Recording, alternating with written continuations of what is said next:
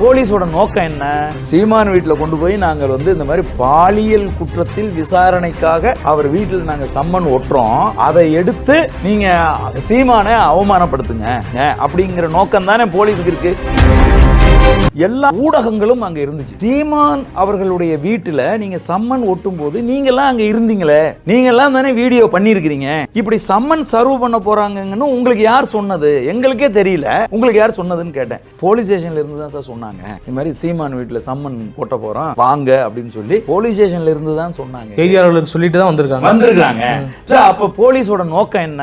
சீமான் வீட்டுல கொண்டு போய் நாங்கள் இந்த மாதிரி பாலியல் குற்றத்தில் விசாரணைக்காக அவர் வீட்டில் நாங்கள் சம்மன் ஒட்டுறோம், அதை எடுத்து நீங்க சீமானை அவமானப்படுத்துங்க, சீமானை இழிவுபடுத்துங்க அப்படிங்கிற நோக்கம் தானே போலீஸுக்கு இருக்கு.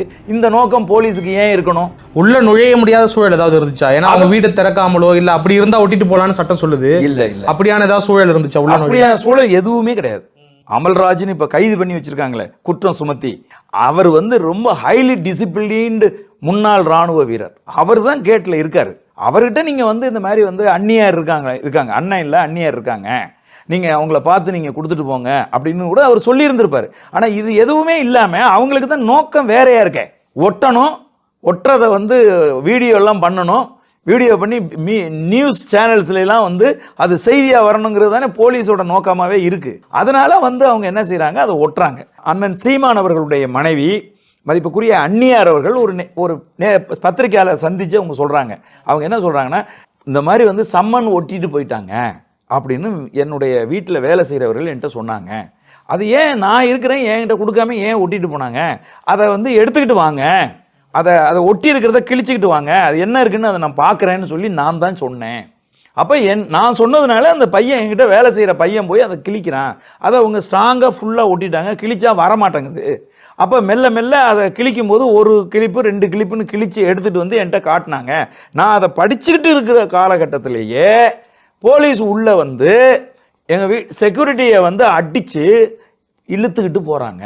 இல்ல அதை சேதப்படுத்தணும் அப்படிங்கிற நோக்கத்தோட கிழிக்கலையா? ஏன்னா சேதப்படுத்தி இல்ல, ஏன்னா 2-3 கிழிக்கிறத நம்ம வீடியோல பாக்குறோம், அதையுமே நியூஸ் கவரேஜ் பண்ணி வரமாட்டேங்குது. அது கிழிச்சா வரமாட்டேங்குது, அது பீஸ் பீஸா தான் வருது. அதை கிழிச்சிட்டு போய் அண்ணியிட்ட தான் கொடுத்துருக்காங்க. புரியுதா நான் சொல்றது? அது என்ன இருக்குன்னு படிக்கணும்லங்க. அதை அவங்க அங்க இருந்து இறங்கி அதை செய்யணும். அது வெளியில படிச்சிருக்காங்க. அவங்க நைட்டி உடையில இருக்காங்க, அவங்க வீட்டுக்குள்ள இருக்காங்க. வீட்டுக்குள்ள இருக்கிறவங்க என்ன செய்வாங்க, வேலையாட்கள் இருக்காங்க, அவங்ககிட்ட தம்பி அதை கிழிச்சு எடுத்துட்டு வா, அதுல என்ன இருக்குன்னு நான் படிக்கணும்னா அவங்களே தான் இன்னைக்கு சொல்லியிருக்காங்க. நான் தான் அவரை கிழிச்சு எடுத்துட்டு வர சொன்னேன், அவங்க போய் கிழிச்சாங்க, அது வரல, கிழிச்சு பீஸ் பீஸா கொண்டு வந்தாங்க, அதை நான் வச்சு படிச்சுக்கிட்டு இருந்தேன்னு சொல்றாங்க அவங்க. இல்ல, ஆனா போலீஸ்க்கு அதை பார்க்கும்பொழுது அவங்க ஒட்டிட்டு போன ஒரு விஷயம், அவர் கொடுத்துட்டு போன ஒரு சம்மன் அழைப்பானை அப்படின்னும் போது அதை சேதப்படுத்துறாங்க அப்படிங்கிற நோக்கத்துல அவங்க பார்ப்பாங்க, நம்ம என்ன நடவடிக்கை எடுப்பாங்க. இல்ல, அதுல சட்டத்துக்கு இடமே கிடையாது. நீங்க என்கிட்ட ஒரு செய்தி, அது அந்த செய்தியை சொல்லிட்டீங்கன்னா நீங்க அதை வீட்டில் ஒட்டிட்டேங்கிறத ஒரு வீடியோ எடுத்துட்டீங்க அல்லது ஒரு போட்டோ ஷாட் எடுத்துட்டீங்கன்னா உங்க வேலை முடிஞ்சுது. அதுக்கப்புறம் அது அப்படியே இருக்கணுங்கிற சட்டம் கிடையவே கிடையாது. இல்ல, படிக்காமலே கிழிச்சிட்டாங்க, சேதப்படுத்திட்டாங்க அப்படின்னாக்கா அதுதான் நான் சொல்றேங்க. அதை பத்தின கவலை உங்களுக்கு கிடையவே கிடையாது, அது உங்க வேலையே கிடையாது. அப்படி நீங்க வேலையா இருந்தா 2 செக்யூரிட்டியை போட வேண்டியதானே.